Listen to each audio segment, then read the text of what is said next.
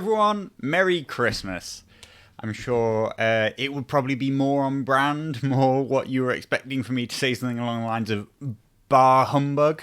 But what can I say? It's Christmas Eve here in the UK, and it snowed today for the first time all year, at least where I live. Snowed today, and I guess it's just so magical it's managed to melt my frozen icy heart.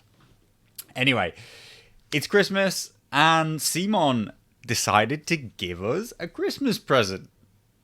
They say we have been given given a gift. So on Tuesday, when we might have expected to receive the last lot of spoilers for Greyjoys, I was kind of hoping that we would see the NCUs so that, you know, it could all be finalized and we could kind of put them into the builder and run them on the site.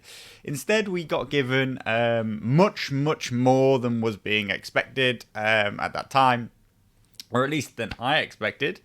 We got given what we see on our screen right here, which is, of course, Game Modes 2021, Rulebook 2021, and also over in the playtest files and previews, we got given previews of some unit changes in 2021. There are lots of things going on here. So, you know, what I'm going to do is I'm going to talk through some of the rulebook changes, because obviously what's on my mind, what I'm mostly thinking about is the World Cup, which starts January the 10th. That gives us about 2 weeks from now to decide what rules are being used. This title of Rulebook 2021 is pretty concerning to me. You know, if it was called Rulebook 1.7 or 2.0, whatever they prefer, then it would be obvious that, you know, we had just moved forward our revision and update. But it's all a bit murky at the moment. It's all a bit unknown. I don't actually really know what they're doing. I have no clue what they're trying to achieve here. We will look at the rulebook, like I say. Let's dive on in there now. So, the very first thing we actually see is that this document contains the complete updated rules for A Song of Ice and Fire Miniatures game, currently in its version 2021. They supersede any previous printings.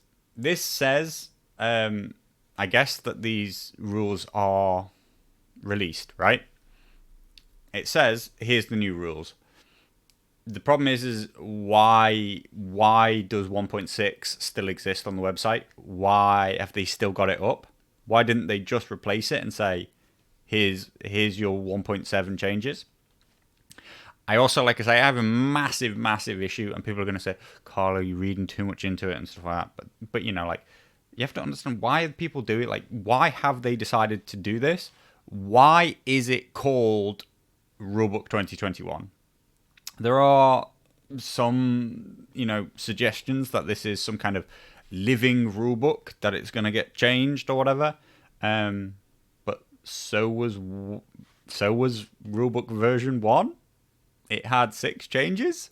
It had 1.1, 1.2, up to 1.6. That's a living rulebook already. Calling it 2021, to me, either indicates you're not yet ready to tell us its real title, which is that it's 2.0, which seems odd. Maybe that, you know, you don't want to call it that. Or, far more likely, is I think that they're basically trying to say you ain't going to see another rulebook in 2021. Don't be asking, or, you know, like they all, you know, they don't seem to like it when people ask for what they want. Stop asking us for a new rulebook. Stop asking us for an update, because they'll just turn around and say, we already did your update this year. It's 2021. What are we supposed to do? Release 2021.2? So that's quite concerning to me that they decided to move to this title. But we'll try not to go too deep into those kind of things, because there are tons of things to be talking about. So the thing is it is a gift. We've been given all this information, and it feels, and of course we asked for all this information. I asked for more information many times. It feels very much at the moment the old saying of be careful what you wish for. Having asked for all this information, I am currently experiencing a ton, and I mean more than ever has existed, and I really do mean more than ever has existed, negativity in the discussions in the competitive community, on the Discords in general. And this isn't coming from me, for once, the negativity is not, I'm not the source of this at all. I haven't actually said anything negative, I don't think, about any of this. I'm just listening because I'm trying to gauge people's responses. I've asked some questions, and what I get back is a barrage of negativity from all different sides, different opinions. People are adamant. Some people are adamant that we should be using the rules. Some people are absolutely adamant that we shouldn't be using the rules. Like it's some fact that this isn't released, whereas it literally says right here that it is released. And then there are other people who are like, you couldn't possibly use these things. They're designed for a whole set of changes that don't come for another 4 months. And what we have is we have a competitive community who are in limbo, who are at complete disagreement to what rules we're supposed to be using, who are unhappy. Like that's what I see. A competitive community are very unhappy and have not received what they thought they were going to receive. So yeah, it feels a lot like be careful what you wish for, because we did ask for this and now we've got it, and we're in the worst state we've ever been in. I think the competitive community is in a really rough spot. I'm talking more specifically about the TTS community because that's who it matters to, because they're the only ones who generally can play right now. But let's not forget, like I always like, the TTS community represents those who would be playing on the tabletop if they could. And if you kill it on TTS, you kill the chances of it ever returning on the tabletop in a big way. Anyway, we're on page 2 of the rulebook, and we've already managed to go on a massive tangent. But point is that this discussion is about the fact that I don't think we're in a very good spot right now, and I'm trying to unravel it because I need to make a choice for the World Cup about what we do, and I've already seen quite adamantly that some people will be happy in at least some ways. Like some people, people were saying like, you'll just do whatever you want to do anyway. Well, no, that's not at all true. I always do what I think what's best for the community. I'm not even entering the tournament if I wanted to do what was like, I don't understand that comment. Like, it can't possibly be what's best for me. What I want is what's best for the entrants. And I'm just not, I'm not as big-headed as some people to think that I know the right answer, when the right answer is what will make the entrants happiest and make the tournament best possible for them. And how is that a simple answer? So I'm struggling with that at the moment. Here we are with our rulebook. Now, this page of table of contents is a little bit weird. We have these areas in red, which normally, in every normal case, would indicate that these are the sections that have changed and that you should read. I'm going to fly through it all, but let's just suffice to say, all of the things in red have not changed, and they're not the things you need to read. So we've got our general stuff, and the first thing that matters is page 6. You might want to go and read that. Of course, that part matters. Is what I'm saying is what matters here is that I might have missed something, because if you want to check if you know the rules now, you're going to have to read it front to cover, because it doesn't tell you what pages have changed. It doesn't tell you what things have changed for you to read them specifically and compare them to the old version. You're going to have to read the whole thing or listen to lots of different people to see if they've picked everything up. I've listened to some people and I've read most of it. I haven't read it front to cover, so hopefully I know roughly everything that's going on. Anyway, the first thing that matters is cleanup phase on page 6, which is a very stealth change. It appears in the cleanup phase, but it's actually talking about tactics cards hand size. I spent ages looking for it in amongst the section on tactics cards, but it's not there. It's in cleanup phase. That's why I say you have to read front to cover to find these things. Yes, so that's the first change. We have these changes on combat unit cards front and back, but I can't see any changes other than the kind of the indicator for what is short range and long range. That seems to be the only thing that really going on there. Over in actions, it says that ranged attacks and melee attacks have changed, but again, I can't find anything different there. The one thing that has changed and is more a very stealth wording change, but has bigger implications, is that charge has changed. Charge is now this move which then generates a melee attack action, whereas before it used to generate a melee attack. This did used to cause confusion, and I guess it's clearer now, but it has implications specifically actually for the Mammoth. And that looks like a real issue right now. The Mammoth was already considered a major annoyance in the way it functioned, that it's entirely open to abuse. What the Mammoth can do now is it can now declare a charge. It comes in, it then receives a melee attack action. It can swap any action for a stomp, trample. So it's going to charge, get this free move, hit you, then it can trample. It's gained this distance and tramples. That will break it from combat. Next time it gets an activation, it's going to charge somebody again and then trample and then trample. What was already a problem looks to be getting exacerbated by that rule. So we'll see what happens there. But yeah, that's a bit of a stealth change. One of the biggest changes of the entire rulebook is panic, and it's not indicated as a change. It's moved to D3 wounds rather than D3 plus 1 wounds. All the future indicators say that there will be lots and lots of ways to pump this back up. So it's more like panic as a way to just chip damage by just generating tons of attacks. Is lessened, but there are dedicated things that will make people run away. That's interesting. It is probably positive. We'll see how it plays out. We haven't seen anywhere near enough rules, but what we know is that the Raiders now have cowardly.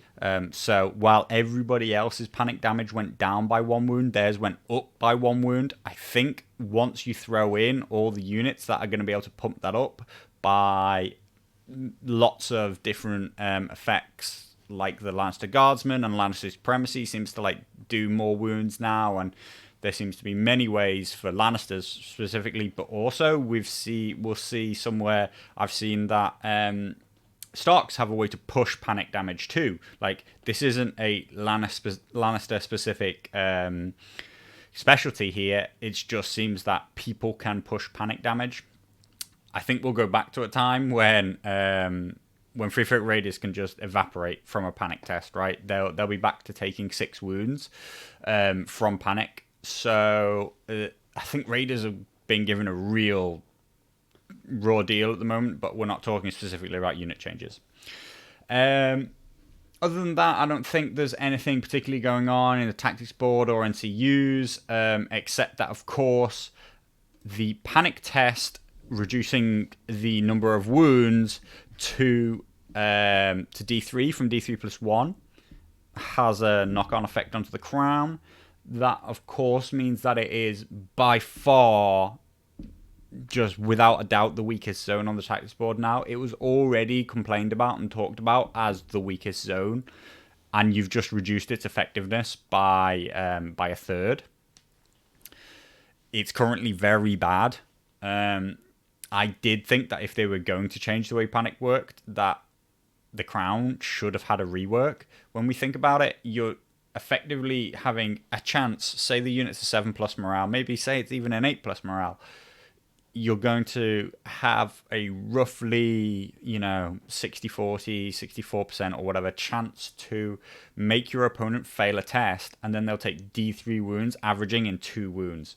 That means that your average wounds from taking this zone is about 1 point something. The money bags, in contrast to that, heals 3 wounds as a guarantee and removes a token. When you just look at the impact it has upon the game, it's so low. And that's why in the 3 NCU versus 3 NCU meta, as long as the swords has a use that turn for either player, it will get and it gets selected, the crowns will pretty much always be the last zone picked. The only exceptions to this are the game modes where you can force your opponent to drop a token with the crowns, but it's nearly always a Hail Mary play. Even Lannisters with Hear Me Roar and, Fealty to the Crown generally don't care for the zone that much. And so, yeah, it's interesting that nothing seems to have changed there. The other implication is, I kind of skipped over it because I was kind of going to read through everything, but we've kind of touched on most of the changes anyway. So the cleanup phase now says that the tactics card maximum is 5 cards. It's pretty stupid that it's in the cleanup phase, not in tactics cards, because this is an effect that happens at all times. It doesn't happen during the cleanup phase. If you ever draw above 5 cards, you discard down to 5. This itself has pretty big effects upon Eldon NCU, Eldon Estamont, his 3-point version where he allows you to draw cards, and also Bowen Marsh. Makes both of them pretty weak right now. So we're talking about if we implement these rule changes, which is what's the kind of thought. Do we implement these rule changes without knowing what the balance changes that come along with them are? Our 2 options are implement it and wait 4 months for the balance changes that are supposed to be built for it, or don't, and we're stuck with this rulebook that people want to use, but we don't get to use it for another 4 months. That's the limbo that the competitive community is stuck in my mind. That we've been given the majority of what we would need to play, but not all of it. So they're showing us everything they can without actually letting us use it. So, anyway, the knock-on effects of the 5-card tactics card. Eldon Estamont, really devalued. Bowen Marsh, quite devalued. He doesn't have such a large number of cards into hand, but basically it already, it devalues Horn That Wakes the Sleeper. Night's Watch in general and Baratheons in general are 2 factions who are known to often stack this big hand, right? And it is, whether or not you like that it existed is, a thing. But point is that they're now not able to do it. De facto weakens them. Night's Watch, it just makes Horn That Wakes the Sleeper a weaker card, which is interesting because it probably was the most powerful card in their deck. I mean, it was, right? It's got an incredibly easy trigger and you just draw new cards. You've lost absolutely nothing except your start of turn trigger, which, there are so many of in a game. It's not a hard trigger to come across. You can play it whenever you want. Just as long as you remember that you have it, you will play it in a turn and you'll end up with more cards. So it was de facto the most powerful card in the deck because it just gets you 2 more cards, which then might be the real most powerful cards in the deck. Baratheons is different. Baratheons are already the bottom rated faction in the game. They're already massively struggling. Eldon Estamont was known to be the crutch of the Renly side of the faction, that you've got this deck which has a terrible set of triggers, incredibly hard to get them off, but at least you can stack them all into your hands so you can play, like, if you ever happen to meet one of these triggers, you have the card. The vast majority of other factions don't hold and store more than 5 cards when played properly, when played well. Their cards can be played off of their triggers come up regularly enough that they can play cards, and when played well, they should just be aggressively discarding cards anyway. If you can't play a card, just get rid of it and draw more cards into your hand. So this is an indirect nerf to the Night's Watch, and a pretty direct nerf to the to Renly Baratheons, who were probably the only viable part of Baratheons. So that's tough luck there, guys. Is all I can really say. Things are just not going your way at the moment. Mammoths absolutely destroy you, and they just got stronger again in this rule set. Dragons are absolutely making a mockery of it being worth playing Baratheons at all.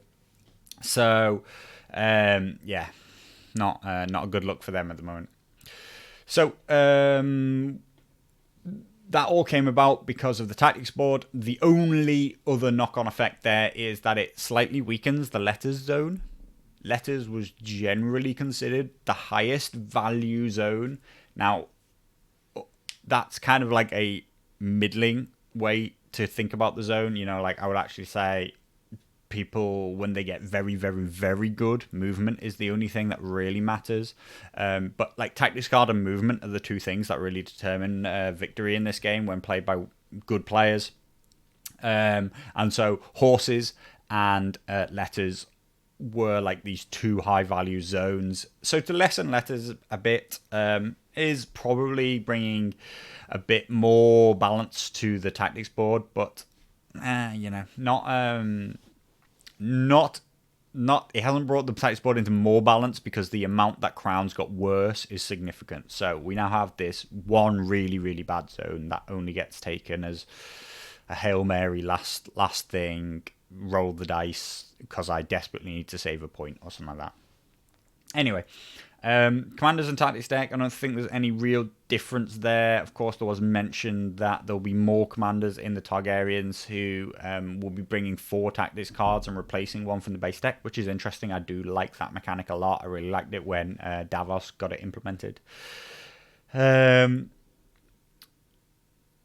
Ability stacking and loss of abilities, there might be some, I hope that there's some improved wording there, but I'm not sure actually. I don't know exactly.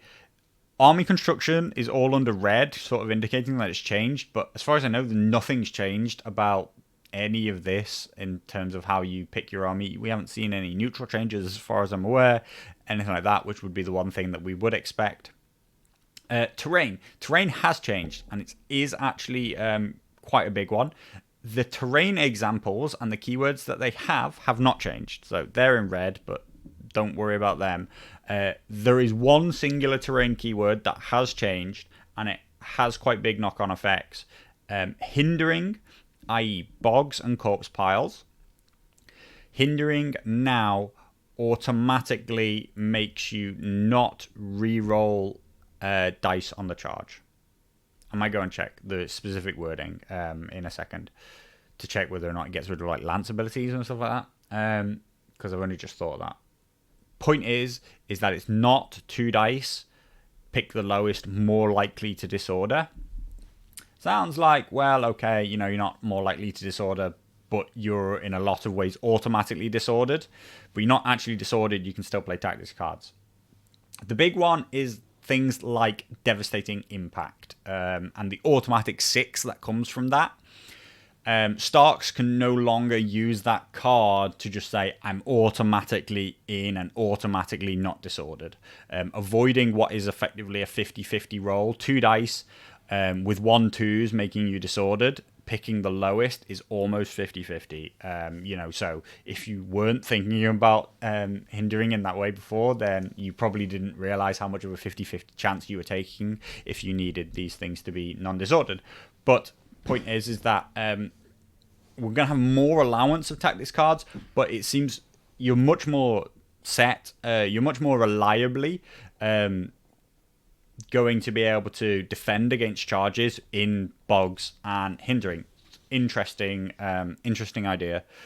Probably a change that I'm quite happy with, because even 50, I dislike the importance of a 50-50 dice roll. Game modes, supposedly not changed. Every single one of them has changed. We'll talk about the game modes separately, but I generally pretty happy with the game mode changes. I'm going to go look at the exact wording of hindering, see if I can find it nice and quick for you. Yeah, this looks like it here. So, hindering currently says, if the attacker moved through or ended on this terrain piece during a charge, they do not gain their charge bonus. Unless something's changed, which I won't go and start looking for all rules. Charge bonus is currently only the reroll to hit. So I believe you'll still get lance and stuff like that, which seems maybe a little bit odd, but no, I mean, like, that's currently the way it's working anyway. You still get lance on a disordered charge, you just don't get the rerolls for it. Anyway, that is, as far as I'm aware, the changes of the rulebook.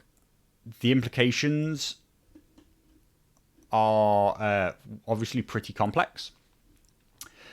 Like I said, tactics cards have these implications for Baratheons who were already bottom of the pile, so they're way out, competitively speaking, right now. If we were to implement these rule changes without any balance changes, let's just put it out there, as far as I'm concerned, you literally cannot implement some balance changes that we've been previewed and not all of them. That is ridiculous. That's not how you play a game. That's not how you play a fair, balanced game. So the question is does implementing the rule set make the game better for us in the short term without the balance changes that are supposed to come along? So like I say, you throw in further woes on Baratheons. Night's Watch were just starting to look good again, and you're kind of giving them a bit of a kick, but it's not that big a kick. Really what it says is that Eldon Estamont is absolutely worthless. And Bowen Marsh, who wasn't getting picked loads anyway, is pretty worthless. What do we see off the back of that? The change to charge says that mammoths aren't implementing well. That says, God, don't do it. That's probably the biggest one, that mammoths, who are already an issue. Talked about a lot less than Mother of Dragons, partly because Mother of Dragons just eats mammoths alive, because mammoths can't trample Mother of Dragons, or at least dragons themselves. But mammoths are definitely going to be an issue in that rule set. Possibly the biggest issue in the game. The panic tech check changes are probably the biggest.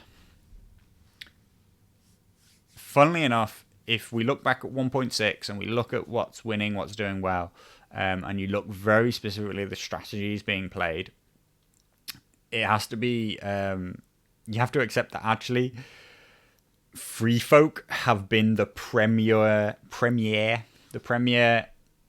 panic faction in 1.6. That's because just making your opponent take enough tests, and particularly Harmer, because of her ability to put you into the flank, giving you that additional -1 on the panic checks, making them not just bad panic checks, but actually, panic checks that have a bit more bite to them. Free Folk have, through the use of Styre, the use of the number of ways to just generate a wound and force you to take a test, they have been so heavily invested in panic damage. They have been the best things at using panic damage, significantly better than Lannisters. Lannisters have instead fallen back on being an anti-panic faction, running tons of Poor Fellows, High Sparrow, and Lance Cavalry. So, that's just the way things have been. So, if we lessen panic damage in general, we're actually talking about a bit of a nerf to Free Folk.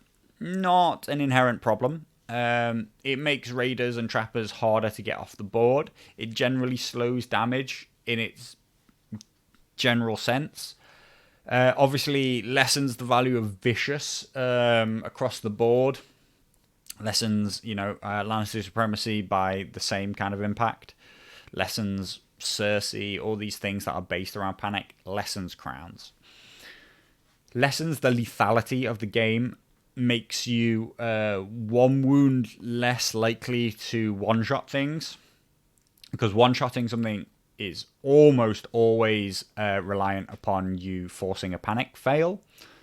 That means that you're now talking about wanting to hit 9 as a minimum, or at least 10 wounds. Like really you're wanting 10 wounds from your attack to one-shot this unit, because panic will only do 2 wounds as it stands, whereas we used to talk about more like, if you're talking about 8 or 9 wounds, and that doesn't sound like a big change, but there were a lot of things that were in that 8-9 wound category. Lance cavalry were there, but pushing 1 extra wound into the next phase to make that 10, it can be significant for the one-shot portion of this. To me, that all says positive things. That is good. I think that's a direction that we want the game to move in, but we're not currently set up for it. Particularly, it will change the value of units versus what they're actually doing. But I can't particularly think of a unit right now, off the top of my head, that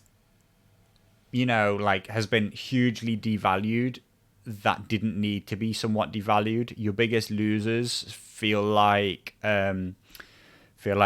cutthroats with their vicious, and that their 8 attack profile with vicious and vulnerable, they were very much the kind of people who were threatening to one-shot, despite the fact that they really shouldn't, with only 5 wounds. It generally makes Raiders and Trapper spam and Harmer with Steyr as an NCU have a step worse. That's positive. It makes units with very good morale worth less, because failing a morale check is not such a death sentence anymore. I guess the Lannister deck took a hit. Not the Lannisters themselves, because they already weren't playing that style.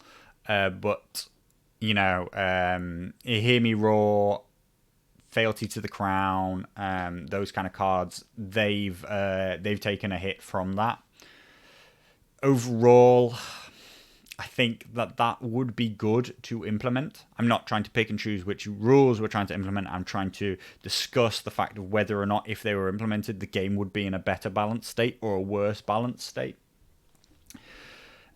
And so, I think that one's an overall positive we'd see, except that I guess our issue is that Free Folk are about the only thing that is competing with Starks, and if we took them away, Starks are pretty much a standout number 1.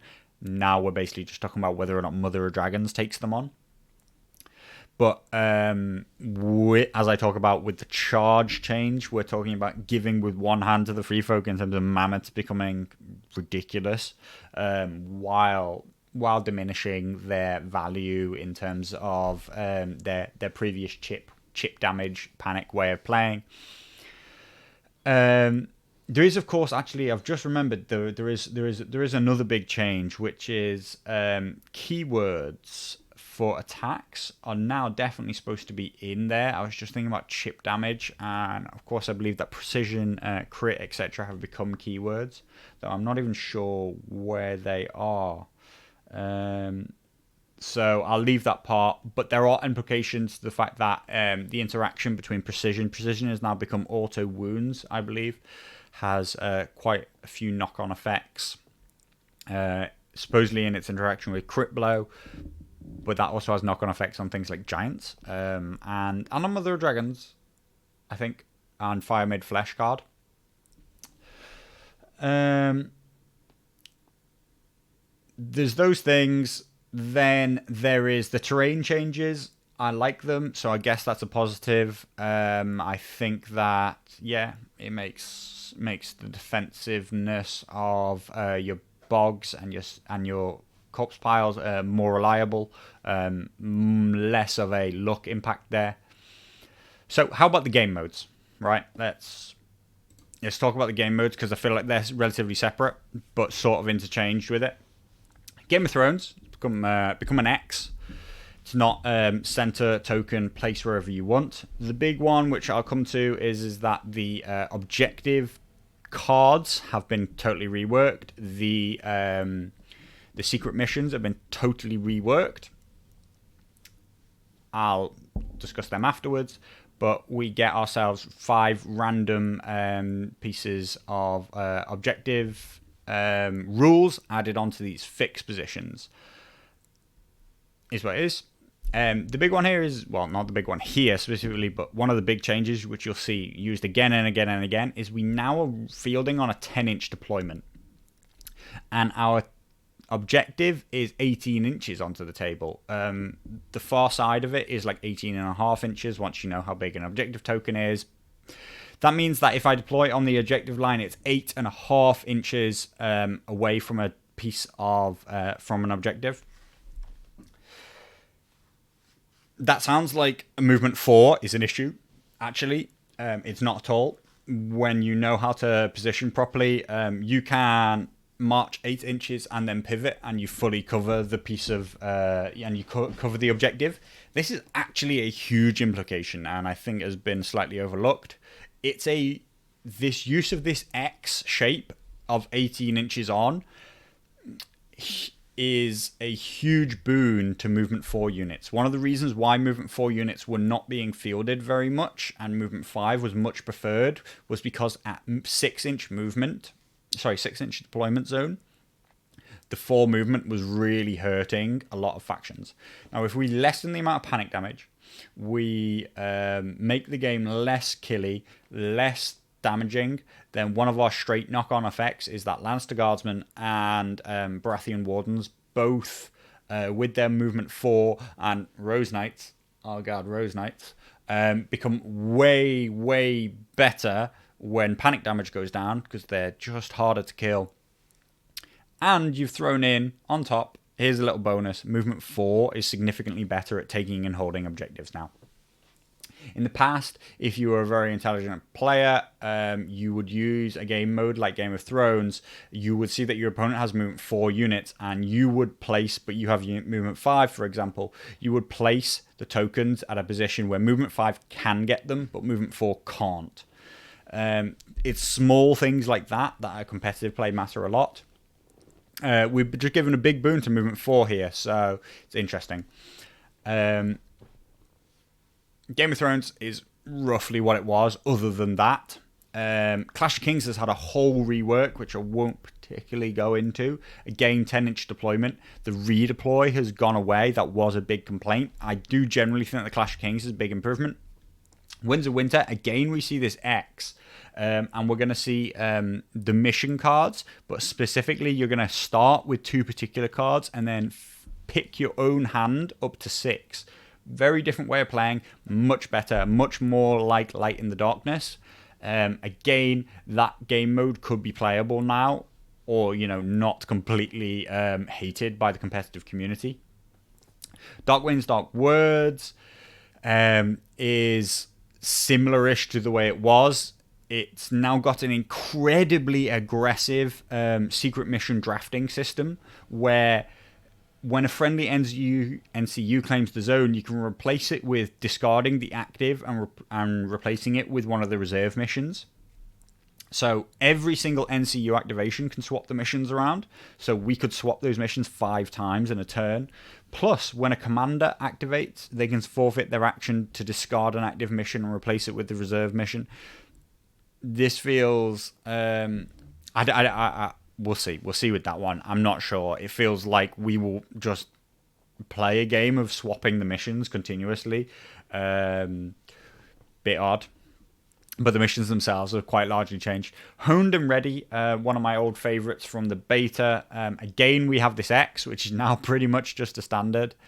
It doesn't look it from the scale of the map, but this is still roughly 18 inches. It's actually a little bit different. I forget off the top of my head. I think that's because the wall is slightly larger than 12 inches, so I think these are slightly closer to the deployment zone. But we still have a case of it doing D3 plus 2 hits, so it's still Game of Thrones, but better because solos can't really take the objectives. we have gotten rid of all random objectives, I believe, from this one. The center one is no longer a random one. These are all just, this is just objectives with getting shot. There are no random bonuses on top. I think it's still quite good. I would have quite liked them to use the random objectives, but there are a lot of missions using them. Dance with Dragons, pretty similar, except that it now has random objectives, not fixed ones. It's still the same that when you pick it up, your movement speed is reduced, and when you fail a test, you drop the token. Here We Stand is as it was. Pretty much, you have to have 5 points in a quadrant, and you can redeploy 1 unit. You score 1 for each quadrant you control. I now think that this is one of the weakest game modes. I had not particularly liked it since it's changed from its beta through to its full launch, and now it generally seems weak. Feast for Crows, similar to what it was. You're still going to have these objectives in corpse piles, but and you're going to go up to 4 once infantry die. Commander still grants an additional VP, but these objectives will have an objective card attached to them. So that's new. And also the big one here is that after completing a melee attack on a unit controlling an objective, if the attacker has more ranks than the defender, then they claim the objective token from them. So you don't have to force your opponent to fail a panic check, which still is in effect, but as well, if you just outnumber, you can pull the token off them as long as you just attack them. So every time you attack somebody and have more ranks at the end of your attack, then you can steal the token.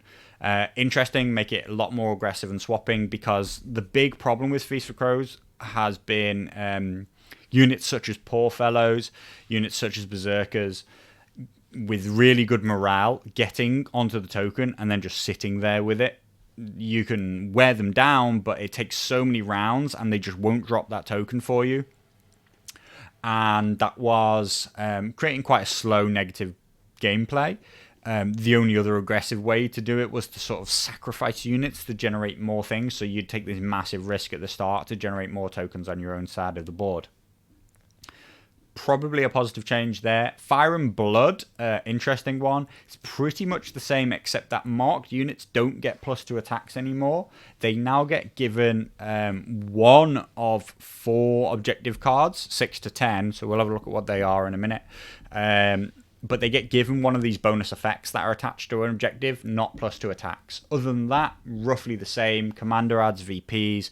When somebody who's marked kills somebody, you gain a victory point. It does specifically say now an enemy with an attack or ability. So I guess like your trappers, if they trap something, then that's worthwhile. If your mammoth or your dragon, etc. No, not dragon, but your mammoth, if it trampled somebody, because I guess that's a reaction to the fact that people were marking, giving +2 attacks to these units that had abilities but not good attack profiles. Probably a good thing on Fire and Blood there. We haven't really addressed the issue of like standing off from each other and not really engaging. Storm of Swords has this addition here. Game mode is not intended for tournament play. Brilliant. I actually really like that they've just gone and outright said that. So we have ourselves 10 new objective cards listed as objectives 1 to 10.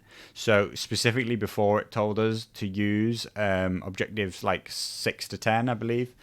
But these are all quite standardized in that they have a much lower impact now. So we're talking about things like you gain Sundering on your melee attacks. You gain Vicious on your melee attacks. You gain Precision on your melee attacks. 3 separate abilities, all with those similar-ish wording, as opposed to like really big impactful things like turn off an NCU. These things are you have the token and you gain an effect, rather than you have the token and having it can impact the entire table. What we have is heal 1 wound +1 for each of its destroyed ranks. You can shift 3 inches, which is generally the new thing that they're using to replace getting a maneuver. Shifting 3 now seems to be what they're going to go for as a less impactful way of getting a free action, which they don't like. Shift 3 can still do a lot of the same things. When you score one enemy in long range, becomes panicked, giving out a token, becomes vulnerable, giving out a token. You can have +1 tactic hand size and draw +1 card when refilling your hand. This one's interesting. There's already quite a few arguments about the wording of specifically that it says +1 tactics hand size. That surely it only indicates that you can hold 6 cards, but the wording specifically says if you ever have more than 5 cards, you have to discard down to it. So I think they've, as per usual, slightly fucked up that wording. It not very clear. Sundering, Vicious Precision, and while you control it before resolving the attack, the defender becomes weakened. While controlling this objective, this unit always rolls its highest attack die value. So you can see this 6, 7, 8, 9, 10, which is the ones that Fire and Blood were specifically calling out, are you gain a small bonus, pretty much a singular keyword to your attack. So interesting and much less impactful than at the end of the turn just give out 2 tokens, constantly turning off NCUs, being worth 2 victory points, of course, was a huge one. When you make a melee attack, you take D3 wounds, but you gain, etc, etc. They're much more standardized, and they're much lower impact on the table. Absolutely, like they don't have table-wide effects anymore, except for maybe +1 hand size. So I think that's very positive. I'm absolutely on board with those changes. The mission cards, there are 12 of, again, numbered 1 to 12, so we know what we're talking about. Often it calls out that you have specifically missions 11 and 12, or you don't use mission in 11 and 12, and then you either do sort of draft or randomly select from the rest. Mission 11 is a bounce back mechanic, which is if you have less victory points than your opponent, you score 1 and become the first player. And at the end of the round, the other one is score for each objective you control, score 1. This one's quite important because we will see that the rest have all been standardized that you can only ever score 2 VPs from each of these cards. Whereas previously, some of them had no upper limit. We were seeing people score like 5 or 6 points on cards that were like this, Fugo. Every time you Fugo an action, you can score a victory point. There are others which scored 4 points. The only other one that can score more than 2 is if you destroy the enemy commander, score 2 points. If your commander has been destroyed, score +1 point if you destroy the enemy commander. Which, again, terrible wording. I think what it's trying to say is if my commander is dead, then when I kill your commander, I score 3 points. I think that's what it's trying to say.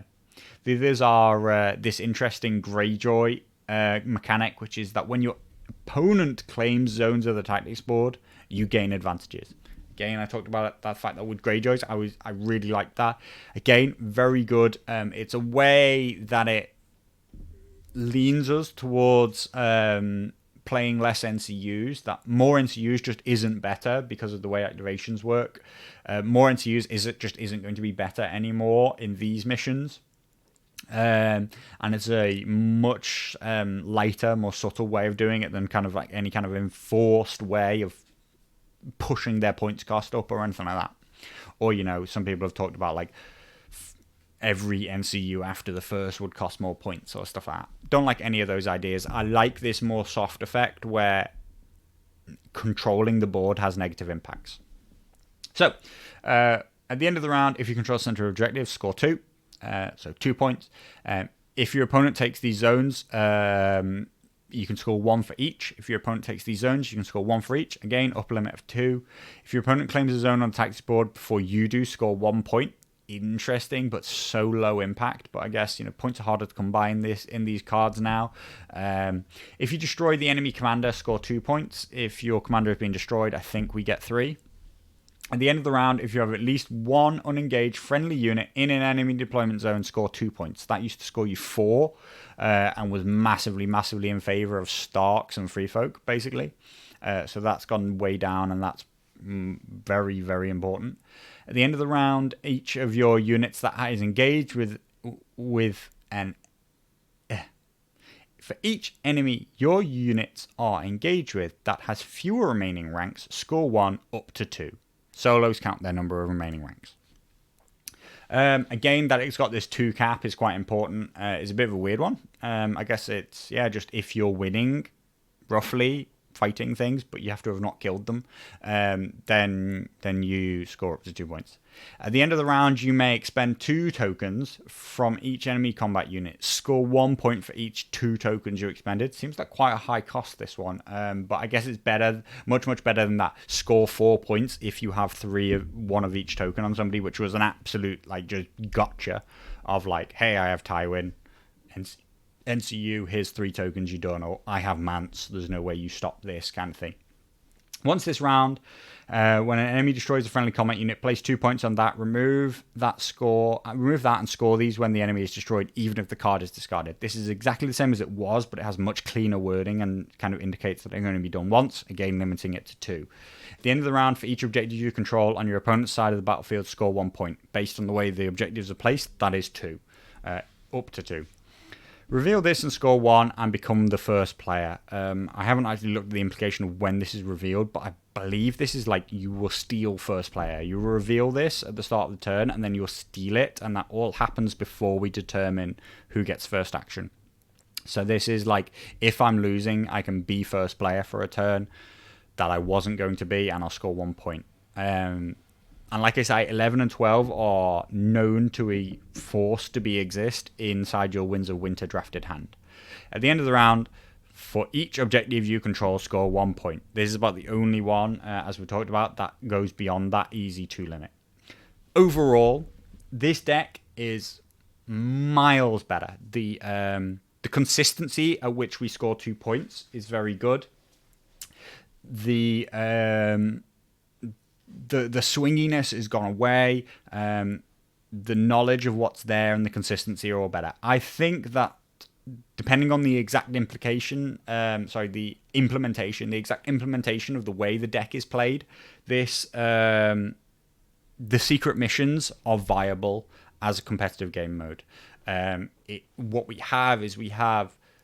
we will have is constantly changing scoring conditions, but it's not just if I can fulfill any given one really janky, weird condition, such as being able to swift advance my berserkers into your deployment zone, then I just win. No, instead that will net me 2 points, and I still have to find another 10 points or 8 points or whatever from elsewhere. Off the top of my head, I think they've reduced the amount of points that you score from these, and you no longer have to score more than the usual amount. So I think we play to 10 in the secret missions now. I would hope so. And I think victory through combat is still gone.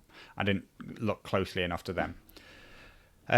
Like I said, I wasn't hugely taken by the way that it looks like you can just really aggressively cycle the cards for Dark Wings, Dark Words. Trying to remember the name of it. So Dark Wings, Dark Words was for a while probably the only secret mission deck game that people were willing to play. Then Light in the Darkness came along. People were maybe about Light in the Darkness. But nobody would play Winds of Winter. And I think the Winds of Winter is the significantly better secret mission deck game. Not having played any, but just from the way I look at it and the way I think that it will actually play out when competitive players play it. I think we'll end up with a lot of non-play in Dark Winds, Dark Words, where we're just swapping secret missions backwards and forwards, and nobody's actually even playing the game. We're just playing a shuffle the missions game. So that's what I would see good play being. That just is, if you don't do that, your opponent's just going to set the missions up to be something that they can win, and then no matter what you do on the table, your opponent will just win. Might be wrong. Overall, I think that the game modes are way better. I really like them. I think they're a huge improvement. having talked through it now as well as thought about it, I don't think there's any huge winners, huge losers, except that, I think that it's an advantage to these Movement 4 things, but we weren't seeing Lannister Guards, and we weren't seeing Baratheon Wardens necessarily. I mean, Baratheon's the bottom of the pile, so let's not worry about the fact that Baratheon Wardens were probably already one of their best units. They just need any help they can get. Maybe nobody wants to see tons more Rose Knights being the only way to play with Renly, but that is what it is. I will be using these missions immediately. I don't see any negative impacts from that. I only see positives. So then the question remains whether or not the rulebook should be implemented immediately. There are some impacts which I think could be positive. The reduction in panic damage being the big one, and the way that sort of affects the free folk in a positive way. That it reduces our reliance on really high morale units is what it is. But I think the huge issue, other than the fact that we devalue certain game pieces hugely, without that being an intended balance change, the huge problem for me is the mammoth charge interaction. And, that is not up for debate, right? They can swap any action they want for a trample, and the charge now gives you a melee attack action. They have turned mammoths into something nearly unplayable against, and I think for that specific reason, we shouldn't implement the rules. And I think that is what I'm going to go with. I'm not 100% decided, right? I'm not. This isn't me giving you a ruling. I am 100% decided that we will be playing new game modes. Assuming, I don't make... I do make these decisions in isolation. I don't listen to anybody else. No, I do what I think that the community want and what the people entering the event want. But obviously, they don't want that if they're not also implemented in TTS. I wouldn't say I'm hamstrung by, but, if things become more difficult because the mission in TTS and the cards in TTS and the objective cards, etc., that TTS has are different to the ones that I say we're playing, then it makes everything really, really hard for everybody, and that's not a positive step. But I would say that using the missions in general is only a positive step. The rulebook I'm not yet convinced by, and I'm majority leaning towards that it has a negative impact on the game. A negative impact on our balance. It hasn't solved our balance problems. Harm is a bit worse, but it's this charge, which supposedly wasn't even a change. It seems to be a big problem for me.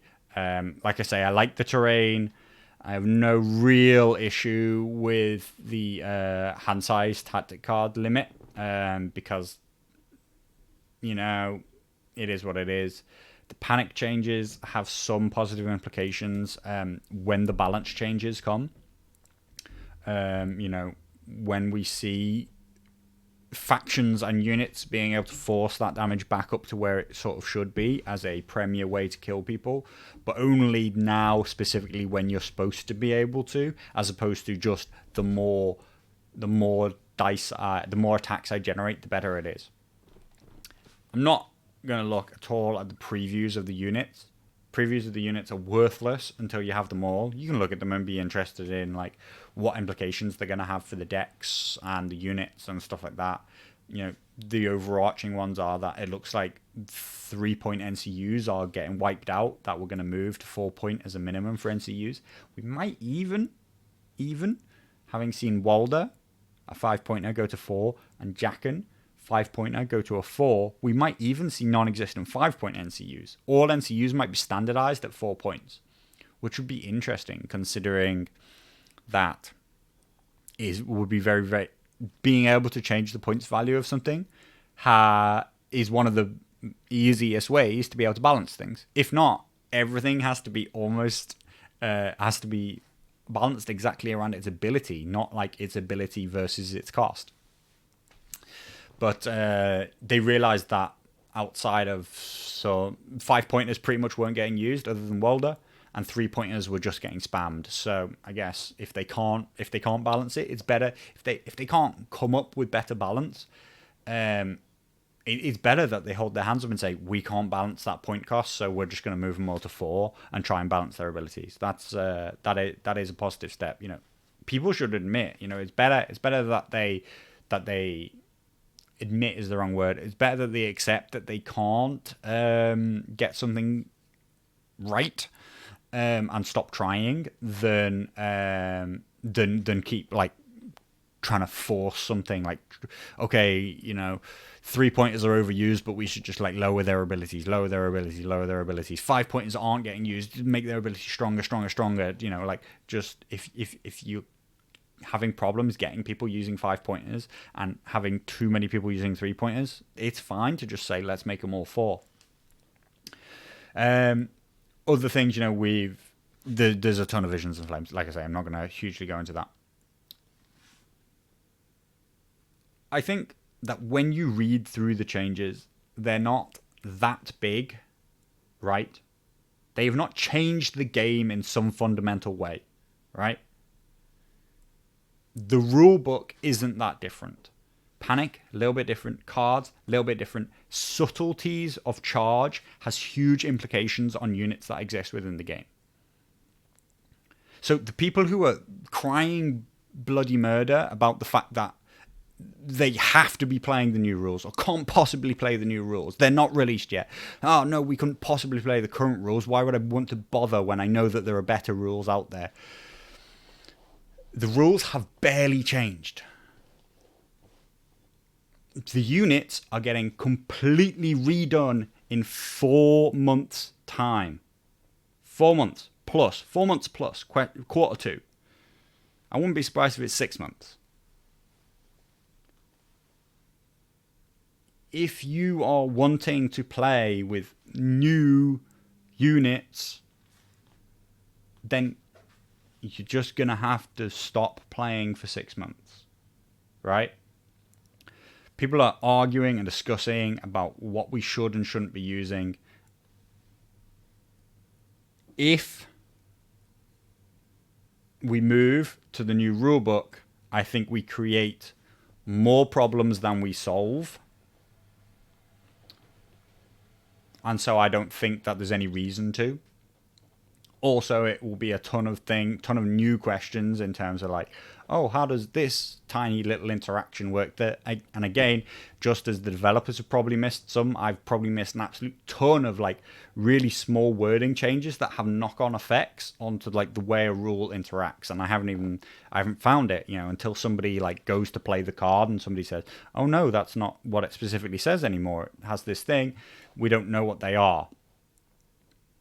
Considering we don't gain much from that change, I've now convinced myself that I am 100% not going to implement the new rulebook. It doesn't do anything for us. The new balance change will be huge. The new tactics deck. The new tactics deck will be huge. But unless they give it to us, unless they give us those things digitally before they send them out in the next quarter, that's a totally different thing. And we are not actually really in limbo right now. We have a rulebook which isn't worth using because does very little to change the game. Game modes which are better. So I understand the duality of the fact that I'm these are better, therefore we use them. This isn't better, we don't use it. But the rulebook creates issues, whereas the game modes only solve them. So I like the game modes. I will be implementing the game modes. I see no advantage to implementing the rulebook and only problems. That won't get implemented. That's where I'm at until I see something else. I don't expect to see something else, except for some Greyjoy stuff. As far as I'm aware, this has all come around because the Greyjoys, when they come out, hopefully soon, will have this new rulebook in it. And I assume that they were working that balance changes would come out at the same time. And they've managed to fuck it up. Like, they're not ready. And now they're trying to pretend that they're showing us something early because we wanted it. But really, they're showing it to us because they're about to release it in a week or a month or whatever it is that the Greyjoys come out. And they couldn't not release the rulebook. But they're not actually ready to release the rulebook because all of the balance changes that come with it aren't ready. The faction decks aren't ready. The faction cards aren't ready. Whether they have them, I mean, God, you hope that they have them, right? You hope that they have them in digital final form, that they're currently already at the printers. What I would love for them to do is release them, because I think that to not do so still generates this issue. We're not in limbo with the rules, but we are in limbo in that I don't think that people will want to play the game for the next 4 months, knowing that there is a huge set of changes that are coming and that they can't implement them and they can't play that. It's been a really long one. So I'll end there. Hey, don't forget, happy Christmas, This was a gift for all the problems that it's created. Honestly, talking it through, reading it, talking these things, I feel a lot better about it. Like I say, I didn't have any negativity about this. I think that if people sit down and read the rule book, a lot of their negativity might go away, because it doesn't do what they think it does. Like, it's not as big a change as people were making out. The rulebook itself, the balance changes will be a totally new game. That will be worth calling itself 2.0. Whether or not we use this rulebook feels like a really, really minor choice, actually. And yet people are dying by the sword on it in the competitive community. Like, which I just do not understand. It feels like people who have made a decision without having read it, haven't combed through and checked all the fine details of what it will actually do. Like I say, the big problem is this page, that we're having this argument inside the competitive community, that it is creating rifts and pushing people away from the game, is because they've put them both on the website like they're equal of value.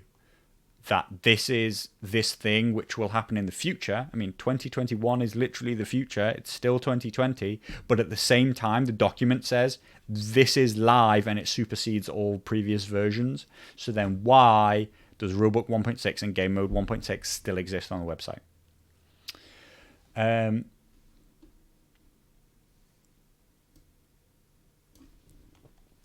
I think that the game is in a really tough spot for the next 4 months. And I honestly don't know if the TTS community will survive it. Simply because with the transition also, that people will hopefully, I don't say hopefully the TTS community will die, but hopefully people will transition to out of their various lockdowns, out of their various COVID restrictions, and they will get back to playing more in person. These issues exist a lot less in person because you just sort out what you want to do in your local group. Except that doesn't mean it's not an issue. If people get it wrong in their local group will literally die. And if they have these arguments in their local group, then their local group will literally die, which is actually worse. A store will stop stocking it because they're not selling it, blah, blah, blah, blah, blah. I think the knock-on effects to the growth of this game is huge.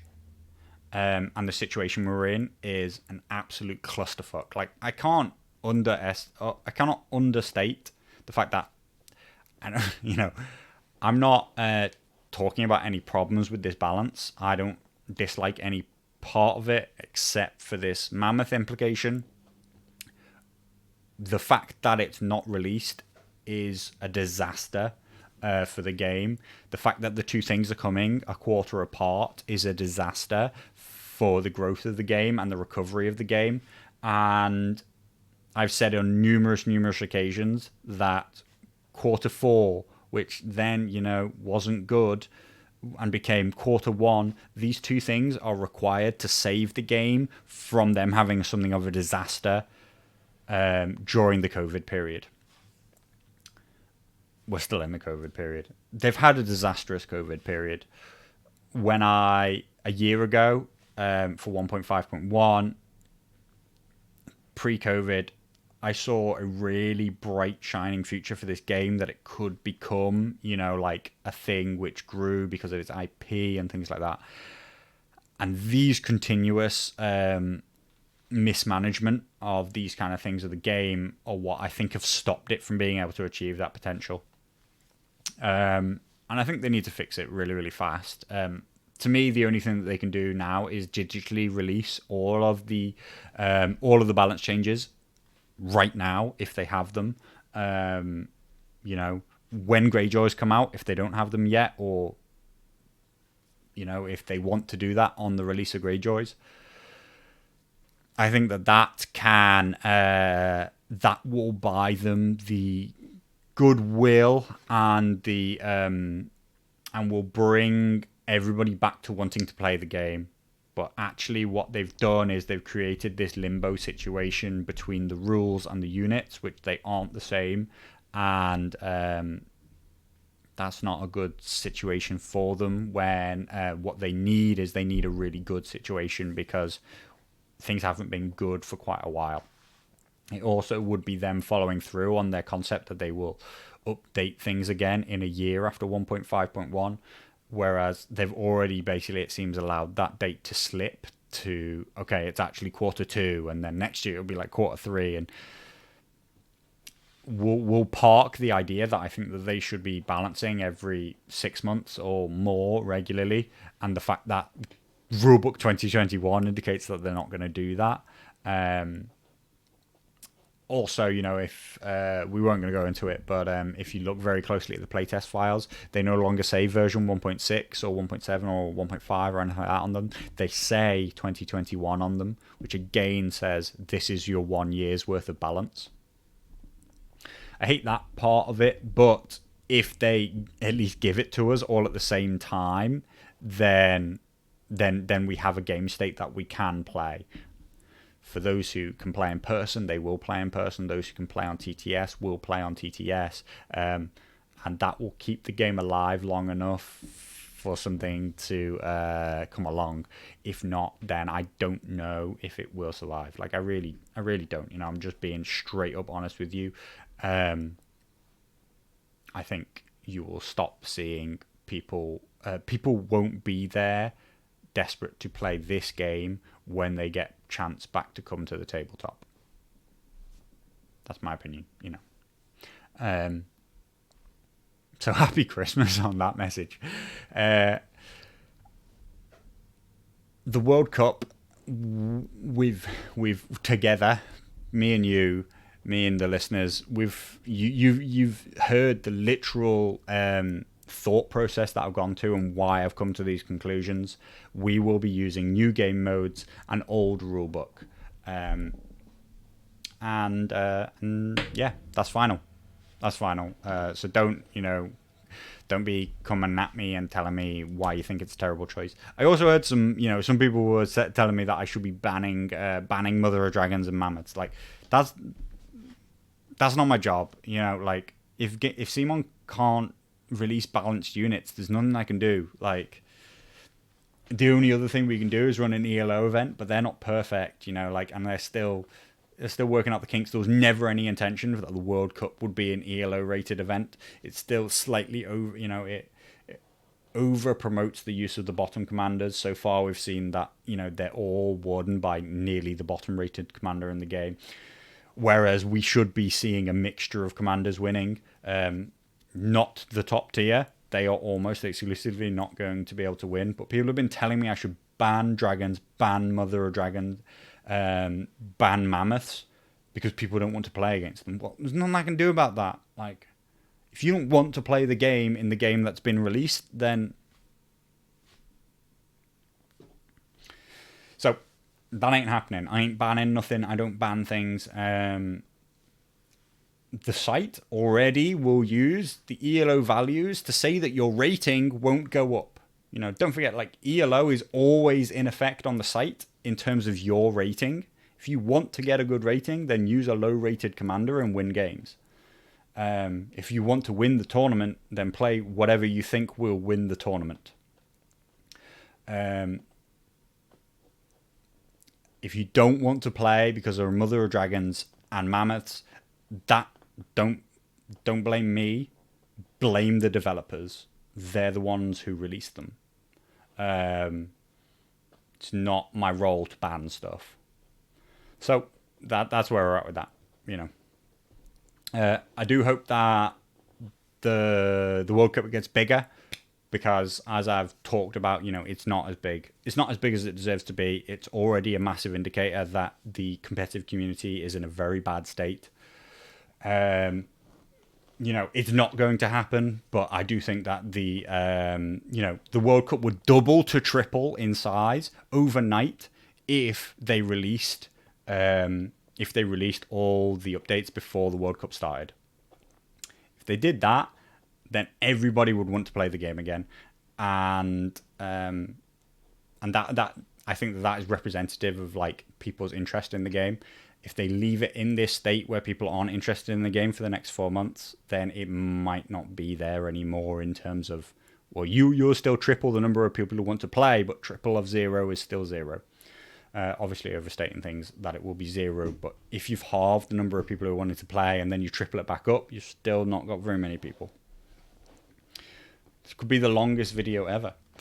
That's my Christmas gift to you. So if you have any messages about the World Cup, then send them to me. If not, I think, me and Mickey are going ahead on Tony Ground on Monday, so I'll see you in just a few days' time. You can come and ask any questions on there as always. And it's not the end of the world, guys. See you soon.